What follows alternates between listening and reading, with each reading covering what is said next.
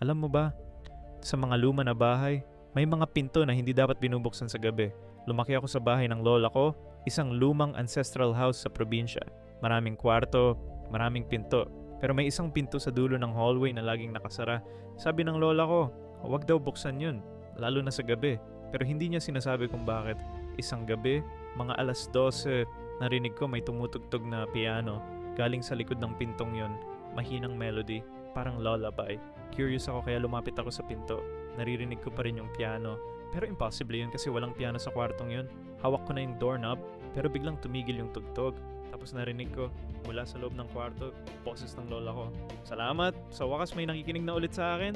Pero yung lola ko, nasa kwarto niya, tulog na. Simula nun, hindi na ako lumalakad sa hallway kapag gabi na.